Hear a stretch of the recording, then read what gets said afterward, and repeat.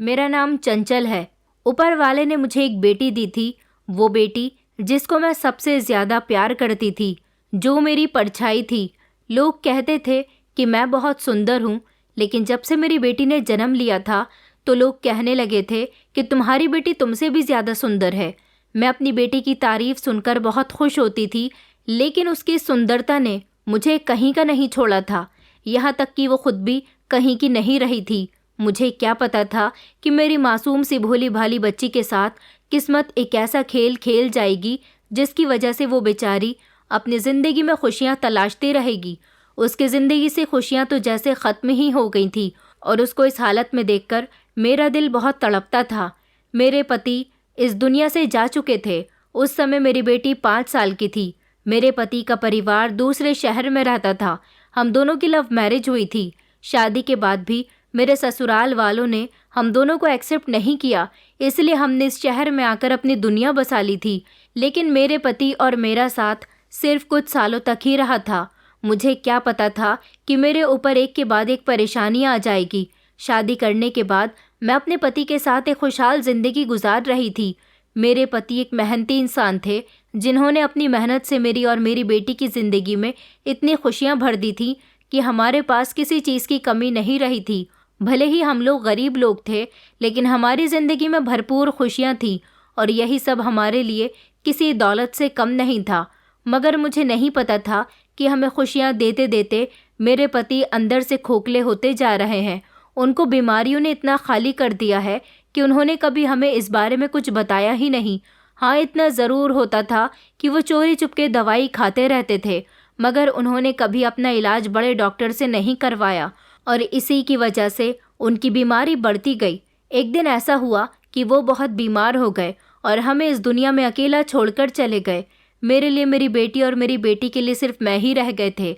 मेरे पति के जाने के बाद हमें परेशानी तो बहुत हुई थी, लेकिन अच्छी बात ये थी कि मेरे पति के मालिक उनके मरने के कुछ दिनों बाद मुझे उनके काम के कुछ पैसे दे गए थे, जिनसे कुछ दिनों तक हमारा गुजारा हो गया था। लेकिन कुछ समय के बाद जब बड़ी मुश्किल से हमारा गुजारा होने लगा, तो मैंने अपने पति की फैक्ट्री में जाकर नौकरी करनी शुरू कर दी थी, जो हमारे घर के करीब ही थी। श्रेया मेरी 12 साल की बहुत खूबसूरत और गोरी चिट्टी गोल मटोल सी बेटी थी। मैं फैक्ट्री में काम करने के दौरान घर जाकर उसका भी ख्याल रखती रहती थी। वक्त इसी तरह से गुजर गया था और मेरी बेटी की उम्र 12 साल हो गई थी। श्रेया को जो कोई भी देखता था कहता था कि तुम्हारी बेटी कश्मीर की गुड़िया है। उसकी कत्थई रंग की आंखें और काले लंबे घने बाल उसकी खूबसूरती को बढ़ा दिया करते थे। लेकिन कभी कभी इंसान की खूबसूरती ही उसे बर्बाद कर देती है, और ऐसा ही कुछ मेरी बेटी के साथ भी हुआ था। उसकी खूबसूरती उसकी दुश्मन बन गई थी। देखते ही देखते मेरी बेटी 12 साल की हो गई थी। मुझे यकीन भी नहीं आता था। काफ़ी लंबे समय से मैं उसे घर में अकेले छोड़कर नौकरी पर चली जाती थी। वो घर के सारे कामकाज सीख गई थी, घर में ही रहती थी और उसे अकेले रहने की आदत हो गई थी। इसलिए मैं उसे आराम से अकेला छोड़ दिया करती थी। मुझे उसकी ज़्यादा परवाह नहीं होती थी, क्योंकि मैं समझ गई थी कि मेरी बेटी को अकेले रहने की और ख़ुद पर निर्भर होने की आदत हो गई है। लेकिन वो दिन बड़ा ही ख़तरनाक था। जब मैं फैक्ट्री से वापस आई तो मेरी बेटी ने खुशी खुशी मेरा स्वागत किया था। उसने मुझे खाना खाने के लिए कहा, फिर कहने लगी कि माँ, मेरे पास कपड़े ख़त्म हो गए हैं, मुझे नए कपड़े चाहिए। पड़ोस वाली नीलू बहुत अच्छी फ़्रॉक लेकर आई है, मैं भी इसी तरह की फ़्रॉक लेना चाहती हूँ। कितना टाइम हो गया है, आप मुझे मार्केट नहीं लेकर गई हो। मैंने कहा, बेटा अब तो शाम का टाइम हो गया है और मुझे रात के लिए खाना भी बनाना है। छुट्टी वाले दिन मैं तुझे बाज़ार लेकर चलूँगी। वो खुश हो गई थी और कहने लगी कि हाँ माँ, छुट्टी वाले दिन याद से मुझे फ़्रॉक दिलवा कर लाना। मेरी छुट्टी हमेशा मंगलवार के दिन की हुआ करती थी। मंगलवार का दिन आया तो मेरी बेटी खुशी से उछलने लगी और कहने लगी कि माँ, आज तो तुम मुझे बाज़ार से फ़्रॉक दिलवा कर लाओगी ना? तुम्हें अपना वादा याद है ना? मैंने कहा, हाँ, दोपहर का खाना खा लेते हैं, उसके बाद चलेंगे। मुझे भी घर का कुछ सामान लेना था। काफ़ी समय से मुझे बाज़ार जाने की फ़ुर्सत नहीं मिली थी। सोचा कि आज बाज़ार जाऊंगी तो एक ही बार में सारा सामान लेकर आ जाऊंगी। दोपहर के टाइम पर मैं अपनी बेटी को लेकर बाज़ार के लिए निकल गई थी। हम जैसे ही बाज़ार पहुँचे तो उस दिन बाज़ार में बहुत भीड़ थी, क्योंकि त्योहार और शादी का सीज़न चल रहा था। सारे ही लोग ख़रीदारी करने में बिज़ी थे। सबसे पहले मैं अपनी बेटी को लेकर उसकी फ़्रॉक दिलवाने के लिए गई थी। मैंने उसको उसके पसंद की फ़्रॉक दिलवाई। उसके बाद सोचा कि मुझे खाना खाने के लिए प्लेट्स की ज़रूरत है, क्योंकि हमारी पुरानी प्लेट्स काफ़ी ख़राब हो चुकी थी। इसलिए मैं अपनी बेटी को लेकर आगे की तरफ बढ़ने लगी। भीड़ बहुत थी, इसलिए मेरा अपनी बेटी के हाथ से हाथ छूट गया था। मैं दुकान के करीब ही पहुंच गई थी और दुकान के अंदर जाने वाली थी, लेकिन जैसे ही मैंने पलटकर देखा तो मेरे पीछे से श्रेया गायब हो गई थी। मैंने इधर उधर देखा, श्रेया वहाँ भी नहीं थी। उसके बाद मैं आगे की तरफ बढ़ी तो मुझे श्रेया कहीं भी नज़र नहीं आ रही थी। मैं श्रेया को ज़ोर ज़ोर से आवाज़ लगाने लगी। पता नहीं श्रेया कहाँ चली गई थी। मुझे लगा कि वो यहीं कहीं होगी, लेकिन काफ़ी देर तक मैं उसे तलाश करती रही और जब वो मुझे कहीं नहीं मिली तो मेरा शरीर कांपने लगा था कि पता नहीं मेरी बेटी कहाँ चली गई है। मैंने उसे हर तरफ तलाश कर लिया, यहाँ तक कि मैं वहाँ भी गई जहाँ से मैंने उसको फ़्रॉक दिलवाया था। दोपहर से शाम हो गई थी। मैं बाज़ार के हर कोने पर अपनी बेटी को तलाश करती रही। मुझे मेरी बेटी कहीं भी नहीं मिली तो मैंने बीच बाज़ार में ही खड़े होकर रोना शुरू कर दिया था। मेरी समझ नहीं आ रहा था, वो तो मेरे ही साथ थी, गई तो कहाँ गई। पूरा बाज़ार मैंने छान मारा था, एक एक दुकान पर जाकर उसके बारे में पूछ लिया था, लेकिन किसी को कुछ नहीं पता था। फिर मैं घर आ गई, सोचा कि शायद वो भी मुझे इसी तरह तलाश कर रही होगी। हो सकता है कि वो घर पहुंच गई हो।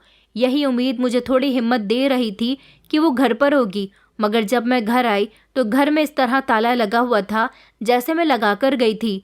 मैंने आस पड़ोस में भी पूछ लिया था। रात होने को आ गई थी, मेरी बेटी अभी तक मुझे नहीं मिली थी। मैं श्रेया के लिए इतनी परेशान हो गई थी कि शायद मैं आपको शब्दों में बयां भी नहीं कर सकती। मुझसे रहा नहीं गया और मुझे सुकून नहीं मिला तो मैं फ़ौरन ही पुलिस के पास गई और मैंने पुलिस में जाकर अपनी बेटी की गुमशुदगी की रिपोर्ट दर्ज करवाने की कोशिश की। तो पुलिस वालों ने कहा कि अभी आपकी बेटी को गायब हुए 24 घंटे नहीं हुए। 24 घंटे से पहले हम आपकी बेटी की गुमशुदगी की रिपोर्ट दर्ज नहीं कर सकते। तब तक आप उसके आने का इंतज़ार करिए। हो सकता है कि वो अपने किसी रिश्तेदार, दोस्त या आस पड़ोसी के यहाँ चली गई हो। मगर मैं उन लोगों को क्या बताती कि आस पड़ोस में वो कहीं भी नहीं थी और रिश्तेदार हमारे थे नहीं। यहाँ तक कि मेरी बेटी की कोई सहेली भी नहीं थी। इसकी सहेलियाँ तो पड़ोस की लड़कियाँ ही थीं और वो अपने घर पर मौजूद थीं। किसी को भी मेरी बेटी के बारे में कुछ नहीं पता था। मैं श्रेया के लिए बहुत परेशान थी और उसको याद करके रो रही थी। बार बार सोच रही थी कि ना जाने मेरी बेटी कहाँ होगी और कैसे हालात से गुजर रही होगी।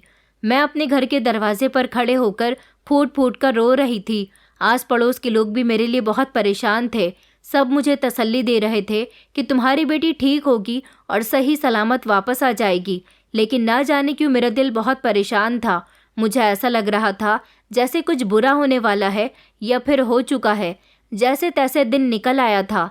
सुबह के लगभग 10 बज रहे थे, तभी अचानक मेरी बेटी को किसी ने आते हुए देखा और शोर मचाने लगा कि श्रेया आ गई है। जैसे ही मैंने ये आवाज़ सुनी तो मैं भागकर दरवाजे की तरफ गई।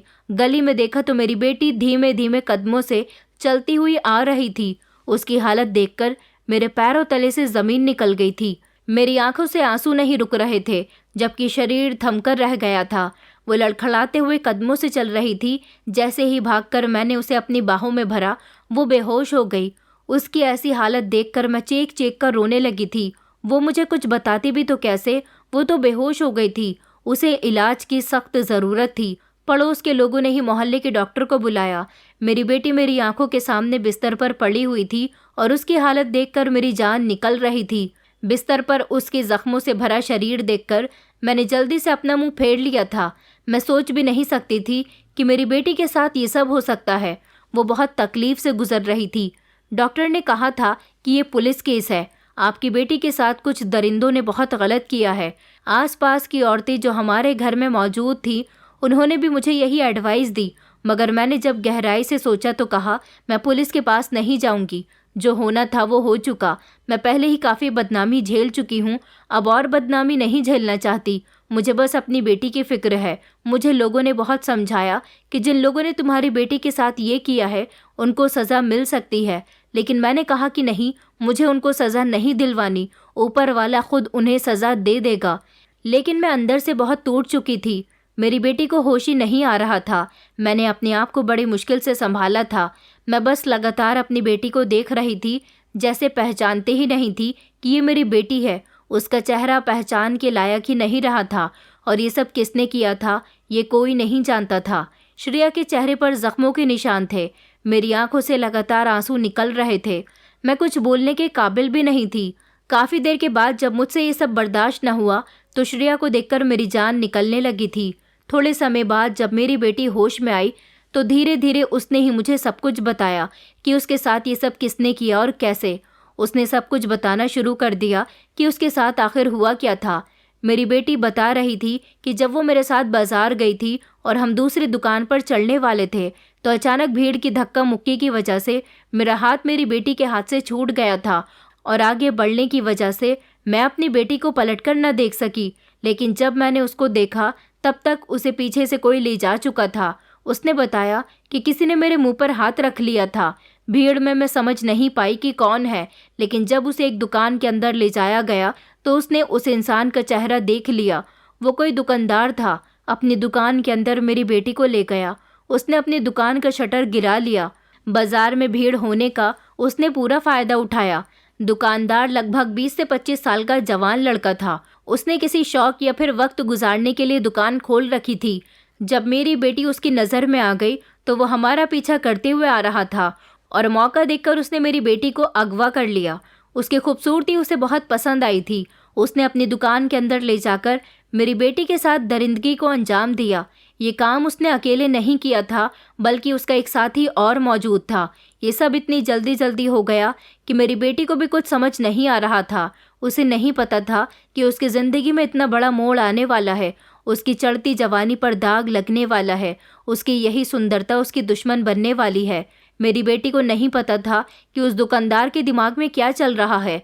वो तो बस डर रही थी, मगर जो कुछ उसके साथ हुआ उसने उसे एक गहरे सदमे में पहुंचा दिया था। बंद दुकान में मेरी बेटी के साथ ऐसा सुलूक किया जो शायद कोई जानवर या दरिंदा भी किसी इंसान के साथ नहीं कर सकता। वो दुकानदार अकेला नहीं था, बल्कि उसके साथ कोई और भी शामिल था। मेरी बेटी उसको पहचानती तो नहीं, मगर उसने इतना तो बता ही दिया था कि वो अकेला नहीं था। उन दोनों लड़कों ने मिलकर मेरी बेटी की ज़िंदगी बर्बाद कर दी थी। और जब श्रेया पूरी तरह से बेहाल हो गई, उस दुकान वाले को लगा अब श्रेया नहीं बचेगी, तो वो वहाँ से फरार हो गए। मेरी बेटी ने बताया कि जब मैं होश में आई तो मैं दुकान में अकेली थी। वहाँ पर कोई भी मौजूद नहीं था। मैं जल्दी से उठी और वहाँ से निकल आई थी और फिर धीरे धीरे चलते हुए घर तक पहुँच गई। मैं अपनी बेटी को सीने से लगाकर फूट फूट कर रोने लगी थी। उसके साथ सच में बहुत बुरा हुआ था। उसकी तकलीफ़ बहुत बड़ी थी। मेरी इकलौती बेटी उजड़ गई है। ये दाग सारी ज़िंदगी उसके माथे से मिट नहीं सकेगा। दुनिया वाले ऐसी लड़की को कभी भी नहीं अपनाते। अब मेरी बेटी का क्या होगा? वो कौन सा दरिंदा था जिसने ऐसा सलूक किया? मैं उनको सज़ा भी नहीं दिलवा सकती थी, क्योंकि मैं अकेली औरत अपनी बेटी को संभालती या आरोपियों का पता लगाती। लेकिन मैं उस दुकान पर ज़रूर गई थी। वहाँ जाकर मुझे पता चला कि दुकान का शटर बंद है और दुकान का जो असली मालिक था उसने बताया कि जिस लड़के ने दुकान किराए पर ली थी वो कहीं गायब हो गया। उसने पिछले महीने दुकान का किराया भी नहीं दिया, इसलिए दुकान का मालिक उसका सामान अपनी हिरासत में लेकर किराया पूरा करने वाला था। मैं जान गई थी कि वो दरिंदा अब यहाँ कभी लौट कर नहीं आएगा। शाम तक मेरी बेटी की हालत कुछ बेहतर हो गई थी, लेकिन जैसे ही रात का अंधेरा छाने लगा वो पागलों की तरह रिएक्ट करने लगी, बुरी तरह से चीखने लगी। ऐसा लग रहा था जैसे उसने अपने होश खो दिए हैं। यहाँ तक कि मैंने उसे नींद की दवाई दे दी थी, लेकिन नींद की दवाई खाने के बावजूद भी वो नींद में अपने हाथ पैर पूरी तरह से चलाते हुए चीख रही थी कि मुझे छोड़ दो, मुझे जाने दो, मुझे मेरी माँ के पास जाना है। सारी रात वो इसी तरह से चीखती चिल्लाती रही थी। मैं उसके पास बैठी आंसू बहाती रही। सारी रात ऐसे ही गुजर गई थी। उस रात मुझे अच्छी तरह आइडिया हो गया था कि मेरी बेटी के साथ क्या हुआ है और उसकी दिमागी कंडीशन भी काफ़ी हद तक ख़राब हो चुकी है। हर गुजरते दिन के साथ जब श्रेया की हालत पहले से भी ज़्यादा बिगड़ने लगी तो मैंने फ़ैसला किया कि मुझे उसे किसी साइकेट्रिस्ट को दिखाना चाहिए। वो ना तो घर से बाहर जाती थी और ना ही अपनी सहेलियों के साथ घर से बाहर खेलती थी। ये बात तो पड़ोस वालों ने भी अच्छी तरह से महसूस कर ली थी। मैंने सोचा कि कभी अगर मेरी बेटी से किसी ने इस बारे में सवाल जवाब किया तो, क्योंकि लोग समझ गए थे कि मेरी बेटी के साथ क्या हुआ है। जिस हालत में वो सबके सामने आई थी, उन्होंने उसकी कंडीशन से ही हिसाब लगा लिया था कि श्रेया के साथ कुछ न कुछ गलत हुआ है। मैंने हर तरह से अपनी बेटी का साथ दिया। इस बात का एहसास मुझे अच्छी तरह से हो गया था कि मोहल्ले की औरतें भी मेरी बेटी के बारे में बातें बनाएंगी। सामने तो वो हमदर्दी जगा रही थी, लेकिन पीछे एक दूसरे से मेरी बेटी के बारे में ना जाने कैसी कैसी बातें कर रही थी। सबको पता चल गया था कि मेरी बेटी के साथ क्या हुआ है और हर किसी ने हमारा जीना दुश्वार कर दिया था। मैं जितना अपनी बेटी को इस सदमे से बाहर निकालने की कोशिश कर रही थी, गली मोहल्ले की औरतें आकर उतनी ही हमदर्दी के नाम पर उसके जख्मों को कुरेदने लगी थी। और कुछ महीनों के अंदर ही मुझे इस बात का आइडिया हो गया था कि अगर मैं अपनी बेटी के साथ और ज़्यादा समय इस मोहल्ले में रहती रही तो मेरी बेटी दिमागी मरीज़ नहीं बल्कि पूरी तरह से पागल हो जाएगी। और यही सोचकर मैंने अपना घर किराए पर दे दिया था और अपनी बेटी को लेकर खुद दूसरे मोहल्ले में दूसरे मकान में किराए पर रहने लगी थी। मेरे उस घर से जो किराया आता मैं इस घर के किराए में दे दिया करती थी। ये घर उस मोहल्ले से काफ़ी दूर था। मैंने अपनी बेटी का इलाज भी करवाया था और अपनी मोहब्बत से उसके गम भरने में मदद की थी। मेरी बेटी की हालत काफ़ी बेहतर हो गई थी, लेकिन इस सब के बीच में मेरी नौकरी चली गई थी, क्योंकि यहाँ से मुझे फैक्ट्री जाना बहुत दूर पड़ता था और मैं अपनी बेटी को इस अनजान मोहल्ले में अकेला छोड़कर नहीं जा सकती थी। अब मुझे कहीं दूसरी नौकरी तलाश करनी थी जो मुझे आसपास ही मिल जाए। फिर मुझे पास में ही नौकरी मिल गई थी। मेरे घर से थोड़ी सी दूरी पर चूड़ी बनाने की फैक्ट्री थी, जहाँ पर बहुत सारी औरतें काम किया करती थी। वहीं पर मैंने काम करना शुरू कर दिया। मैंने एक मोबाइल अपनी बेटी को ख़रीद कर दे दिया था और एक मोबाइल मेरे पास तो था ही।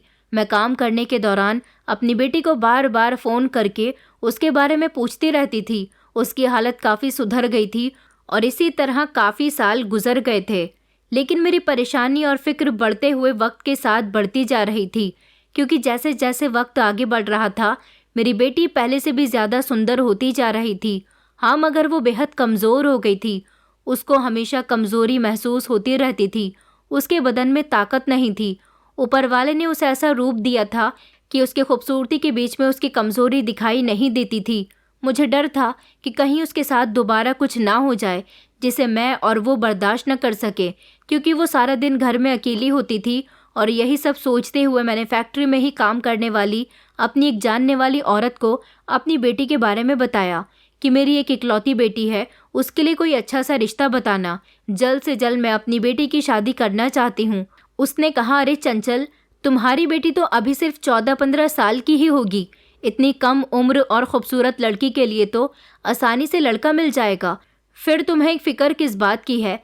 मैंने उसे ये कहकर बेफिक्र कर दिया था कि मेरी बेटी सारा दिन घर में अकेली रहती है और दुनिया की नज़र अच्छी नहीं है। ये सुनकर वो भी मेरी बात पर सर हिलाने लगी और कहने लगी कि हाँ, तुम ठीक कह रही हो, अकेली लड़की का घर में अकेले रहना ठीक नहीं है। फिर अगले ही हफ्ते मेरे साथ फैक्ट्री में काम करने वाली ललिता ने अपने भांजे का मुझे रिश्ता बताया। उसका भांजा अच्छा था, अच्छा कमाता था और अकेला था और कम उम्र का था। मुझे ये रिश्ता पसंद आया, इसलिए मैं अपनी बेटी की जल्द से जल्द शादी करने के लिए तैयार हो गई। मेरे पास जितना भी बजट था मैंने अपनी बेटी की शादी तय कर दी। इज्जत के डर की वजह से मैंने अपनी बेटी की शादी इतनी कम उम्र में कर दी थी कि उसके पीरियड्स भी नहीं हुए थे। शायद उसके पीरियड्स होने की यही उम्र थी, लेकिन उसने वक्त और हालात जैसे देख लिए थे, उसकी वजह से उसके पीरियड्स आने में भी देरी हो रही थी। जब मैंने अपनी बेटी की शादी की थी तो मैं बहुत परेशान हो रही थी, क्योंकि उसकी ज़िंदगी में मेरे अलावा और कोई भी नहीं था। इसलिए जब मैंने देखा कि वो बहुत परेशान हो रही है तो मैं एक शाम उसके कमरे में गई और उससे कहा कि बेटा, तुम्हें कोई परेशानी है? क्या बात है, मुझे बताओ। क्योंकि जब से उसका रिश्ता तय हुआ था वो खामोश खामोश सी रहने लगी थी। मेरी बात सुनते ही वो रोने लगी थी। कहने लगी कि माँ, बीता हुआ कल मेरा पीछा नहीं छोड़ता। मैं कैसे शादी करूं? और अभी तो मेरे खेलने कूदने की उम्र थी। ऐसी उम्र में आप मुझे किसी की दुल्हन बना रही हो। मेरे लिए इस रिश्ते को निभाना बहुत मुश्किल होगा, क्योंकि हर लम्हा मेरी आंखों के सामने वही सब कुछ घूमता रहता है जब मुझे बेदर्दी से रौंदा गया था। अपनी बेटी की बात सुनकर मेरी आंखों में आंसू आ गए थे। मैंने उसे तसल्ली दी थी और कहा था कि तुम फिक्र मत करो, माधव बहुत अच्छा लड़का है। वो तुम्हें सारी ज़िंदगी खुश रखेगा और कभी कोई तकलीफ़ नहीं होने देगा।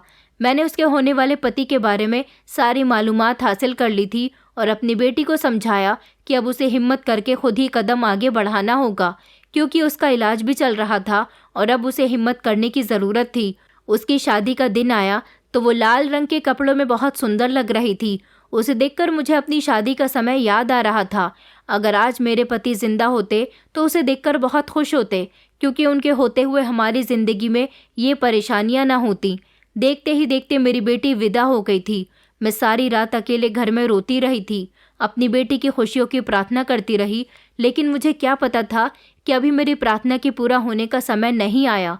मैंने सारी रात जागते ही जागते गुजार दी थी और सुबह के समय जैसे ही मैं अपने लिए चाय बनाने के लिए उठी तो अचानक घर का दरवाज़ा बजने लगा। मैंने सोचा कि इतनी सुबह सुबह कौन आ गया है।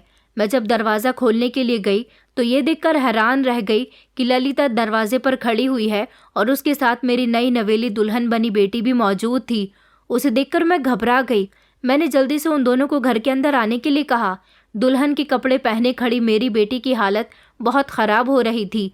ललिता ने मेरी बेटी को बैठने के लिए कहा। मेरी भी समझ नहीं आ रहा था कि इतनी सुबह सुबह ये सब क्या हो रहा है। ललिता ने मुझे गुस्से में घूरते हुए कहा, ये तुमने मेरे भांजे के साथ अच्छा नहीं किया चंचल। कम से कम तुम्हें मुझे अपनी बेटी के बारे में बताना तो चाहिए था। मैं अपने भांजे की नज़रों में शर्मिंदा तो न होती। तुम्हें नहीं पता कि उसने मेरी कितनी बेइज्जती की है। वो कहता है कि मैंने जानबूझकर उसकी शादी ऐसी लड़की से करवाई। तुम्हारी वजह से मेरा भांजा मुझसे नाराज़ हो गया। उसका कहना है कि मैंने उसके साथ बिल्कुल भी अच्छा नहीं किया। वो समझ रहा है कि मैंने उससे किसी जन्म का बदला लिया है। मैं उसकी नज़रों में बहुत गिर गई हूँ। अब मैं तुम्हें कैसे बताऊं कि मेरे भांजे का तुम्हारी बेटी की वजह से कितना दिल दुखा। बस वो बार बार यही कह रहा है कि मैंने जानबूझकर उसकी ज़िंदगी में तुम्हारी बेटी को शामिल किया है और इसीलिए उसने गुस्से में आकर तुम्हारी बेटी को डिवोर्स दे दी है। और उसका कहना है कि अगर ये लड़की उसकी आंखों के सामने आ गई तो वो ये शहर छोड़कर ही चला जाएगा। तुम्हें तो मुझे अपनी बेटी के बारे में बता देना चाहिए था। तुम अगर मुझे खामोशी से उसके बारे में बता देती तो मैं तुम्हारी बेटी के जैसा ही कोई रिश्ता बताती, मगर तुमने तो मेरी नाक कटवा दी है। ललिता के मुंह से डाइवोर्स की बात सुनकर तो मेरे पैरों तले से ज़मीन निकल गई थी। मुझे ऐसा लग रहा था जैसे एक और नई मुसीबत मेरे सर पर आ गई है। अपनी जिस बेटी को मैंने दुल्हन बनाकर विदा किया था और सोचा था कि अब उसकी ज़िंदगी में खुशियाँ आ जाएंगी, वो ठीक हो जाएगी, वो सुबह की रोशनी से पहले ही डाइवोर्स का दाग अपने माथे पर लेकर घर लौट आई थी। मेरी बेटी एक तरफ डरी सहमी खड़ी हुई थी, उसकी आंखों से आंसू निकल रहे थे। ललिता भी बहुत नाराज़ थी और मुझ पर भड़क रही थी। मेरी बेटी एक तरफ खड़ी ये सारी बातें सुन रही थी। उसके मुंह से कोई जवाब नहीं निकल रहा था और निकलता भी कैसे। मेरी बेटी के साथ इतना बड़ा अन्याय जो हुआ था। ललिता कहने लगी कि अपनी बेटी की तरफ देखो और इससे पूछो कि शादी की पहली रात इसने तमाशा क्यों लगाया। तुम्हें नहीं पता कि वहाँ मोहल्ले के सारे ही लोग मेरे भांजे का मजाक बना रहे हैं। अगर ऐसी ही बात थी तो तुम्हारी बेटी को थोड़ा दबकर रहना चाहिए था, मगर नहीं, इसने तो हंगामा ही कर दिया और अपनी बेइज्जती खुद करवा कर आई है। तुम्हारी बेटी से ऐसे कौन शादी करेगा। सारे रिश्तेदार आस पड़ोसी में इसकी वजह से मेरे भांजे की कितनी बदनामी हुई है। इसकी वजह से उसकी इज्जत पर भी कलंक का दाग लग गया। ललिता मुझ पर अपनी सारी भड़ास निकाल चुकी थी। मेरे पास खामोश रहने के अलावा और कुछ भी नहीं था। मैं घुट घुट कर खड़ी रह गई थी। श्रेया मेरे कदमों में बैठी और ज़ोर ज़ोर से रोने लगी। अपनी बेटी की ऐसी हालत देखकर मेरा दिल तड़पने लगा था। मैंने जैसे तैसे उसे संभालने की कोशिश की और उसको कमरे में लेकर आ गई थी। वो दोनों हाथ जोड़कर मुझसे माफ़ी मांग रही थी। कह रही थी कि माँ, मुझे माफ़ कर दो। माँ, मैं ये सब बर्दाश्त न कर सकी। फ़िलहाल तो मैंने अपनी बेटी को खामोश करवाया था और मैं ललिता के पास आई और उससे हाथ जोड़कर कहने लगी कि मैं अपनी बेटी की तरफ से माफ़ी मांगती हूँ।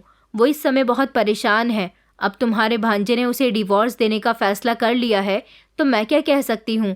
मैं शर्मिंदा हूँ, इसके अलावा और कुछ नहीं कर सकती।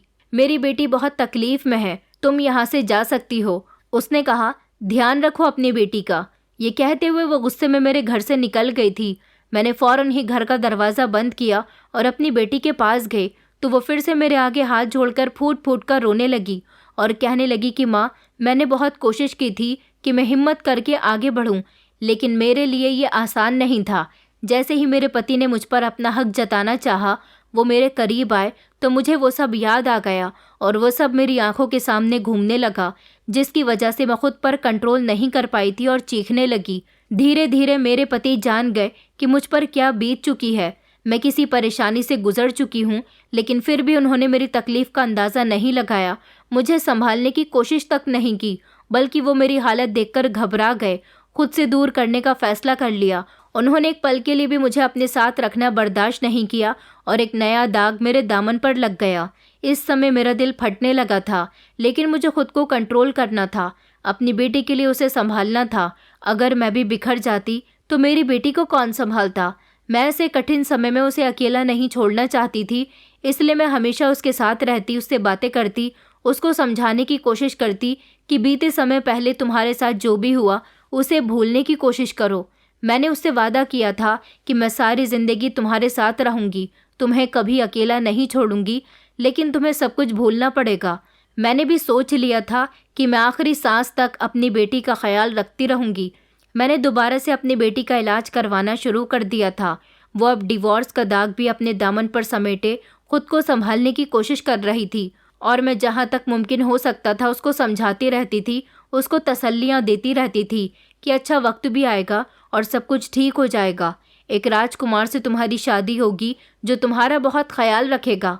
वो कहती थी कि माँ, मैं जानती हूँ मेरी ज़िंदगी में कोई राजकुमार नहीं आएगा, जो मेरे साथ हो चुका है उस हिसाब से मुझे कोई एक्सेप्ट नहीं करेगा। अपनी बेटी की ऐसी बातें सुनकर मेरा दिल बहुत दुखता था। इसी तरह 2-3 महीने और गुजर गए थे। एक दिन हमारे ही मोहल्ले से मेरी बेटी का एक रिश्ता आ गया था। लोग बहुत अच्छे थे और सबसे अच्छी बात ये थी कि वो लड़का श्रेया से मोहब्बत करता था। यही सब देखते हुए मैंने एक बार फिर से अपनी बेटी की शादी करने का फैसला कर लिया था। श्रेया ने मुझसे कई बार मना किया था कि माँ, मैं शादी नहीं कर सकती, मगर मैंने उसे समझाया कि बेटा, आखिर ऐसे कब तक तुम अपनी अकेले ज़िंदगी गुजारती रहोगी? ज़िंदगी में किसी हमसफ़र की बहुत ज़रूरत होती है। अब मुझे ही देख लो, तुम्हारे पिताजी इस दुनिया से चले गए तो मैंने कितना मुश्किल वक्त गुजारा है। मैं चाहती हूँ कि तुम्हें एक अच्छा हमसफ़र मिले और तुम्हारी ज़िंदगी खुशहाल गुजरे। मेरे समझाने पर वो मान गई थी, लेकिन उसका शादी के लिए दिल नहीं मान रहा था। मैं चाहती थी कि मेरी बेटी जितनी जल्दी मुमकिन हो सके इस गम से निकल जाए और अपनी खुशियों भरी ज़िंदगी में दाखिल हो जाए। इसलिए मैंने उसे समझाया और डॉक्टर ने भी। इसलिए मैंने उसकी शादी मोहल्ले के लड़के विक्रम के साथ कर दी। शायद उसकी किस्मत को ये खुशियाँ भी मंजूर नहीं थी और शादी की अगली सुबह वो विक्रम से भी डाइवोर्स लेकर घर लौट आई थी। उसके कुछ भी कहे बिना ही मैं सब कुछ समझ गई थी कि शादी की ये रात भी उसके लिए बहुत बड़ी मुसीबत साबित हुई है। मैंने सोच लिया था कि अब मैं उसकी शादी नहीं करूंगी और ना ही उस पर शादी के लिए कोई दबाव डालूंगी, क्योंकि इस तरह उसकी दिमागी और शारीरिक हालत बहुत ख़राब हो रही थी। वो दिन ब दिन कमज़ोर होती जा रही थी और यही सब सोचकर मैं खामोश हो गई थी। अब मेरी बेटी घर में रहती और मैं फैक्ट्री पर काम करने चली जाती थी और बार बार फ़ोन करके उसकी तबीयत के बारे में मालूम करती रहती थी। जितना जल्दी हो सकता फैक्ट्री में काम निपटाकर मैं घर आकर अपनी बेटी के साथ वक्त गुजारा करती थी। दिन इसी तरह से गुजरते जा रहे थे। एक दिन मेरी तबीयत ख़राब हो गई और हमारे घर मेरी फैक्ट्री के मालिक मेरी तबीयत देखने के बहाने आ गए, क्योंकि उनको पता था कि मैं एक गरीब औरत हूँ। मेरा इस दुनिया में कोई दूसरा सहारा भी नहीं है। वो एक अच्छे आदमी थे, ज़्यादातर गरीबों की मदद किया करते थे। वो मुझसे मिलने के लिए हमारे घर पर आए। फैक्ट्री की कुछ औरतों के ज़रिए उन्हें पता चल गया था कि मेरी तबीयत ठीक नहीं है, मैं बीमार चल रही हूँ, इसलिए वो अपने हाथों से इलाज के कुछ पैसे देने के लिए आए थे।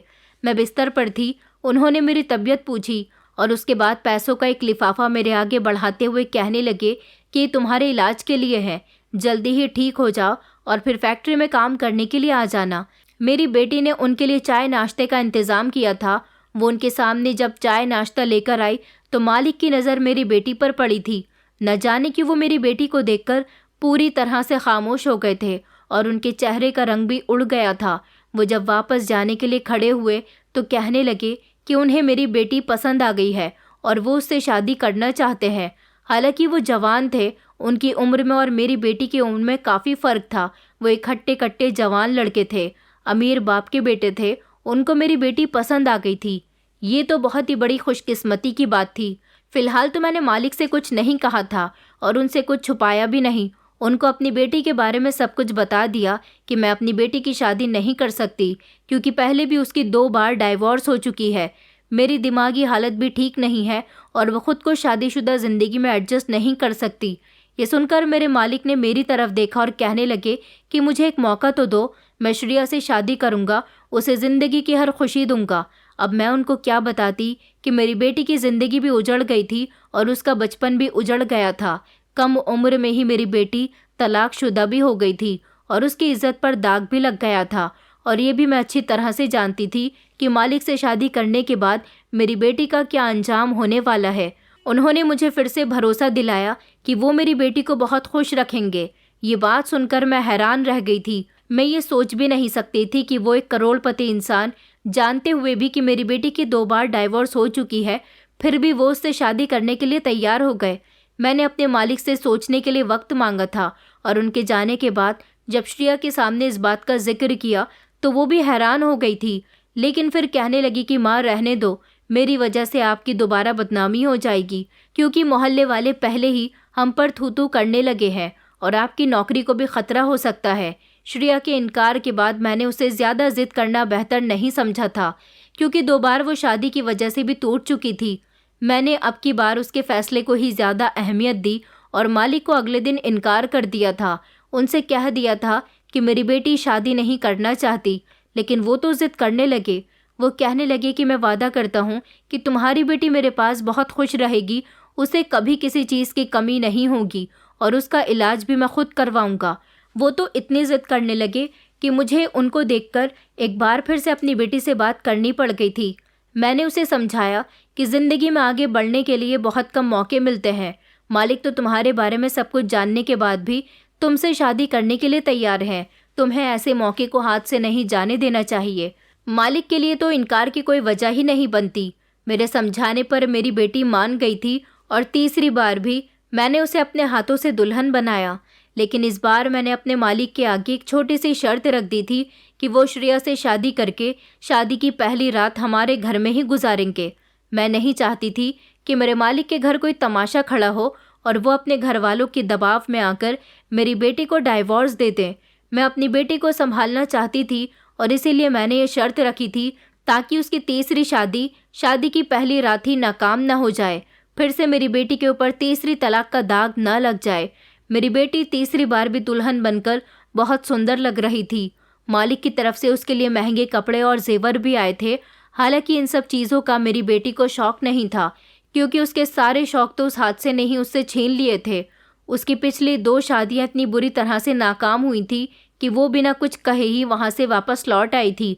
इसलिए इस बार मैं बहुत ज़्यादा दिमागी तौर पर परेशान हो गई थी। मेरे मालिक ने मेरी शर्त मान ली थी और शादी के बाद वो हमारे घर पर ही मेरी बेटी के साथ उसके कमरे में चले गए थे। जैसे जैसे वक्त गुजरता जा रहा था, मैं बेचैन होती चली जा रही थी कि कहीं मेरी बेटी को दोबारा से वो सब बर्दाश्त न करना पड़ जाए और वो चीखना चिल्लाना न शुरू कर दे। लेकिन जैसे जैसे समय गुजरता जा रहा था और रात बीतने लगी, मुझे तसल्ली होती चली गई कि मालिक ने सब कुछ संभाल लिया। सारी रात मैं अपनी बेटी की फिक्र में जागती रही थी और श्रेया के कमरे के बाहर ही पहरा देती रही थी। सुबह 7 बजे मालिक कमरे से बाहर निकले और कहने लगे कि मैं वॉक पर जा रहा हूँ। उन्होंने कहा कि सुबह का नाश्ता मैं तुम्हारे यहाँ ही करूँगा, उसके बाद मैं अपनी पत्नी को यहाँ से अपने घर लेकर चला जाऊँगा। मैंने कहा था कि ठीक है मालिक, जैसा आपको ठीक लगे। वो वॉक करने के लिए चले गए थे और मैंने सोचा कि मैं नाश्ता बनाने से पहले एक बार अपनी बेटी को देख लेती हूँ, और यही सोचकर मैंने उसके कमरे का दरवाज़ा खोला तो मेरी जान निकल गई थी। मेरी एक ज़ोरदार चीख निकली थी, श्रेया ये तुम क्या कर रही हो?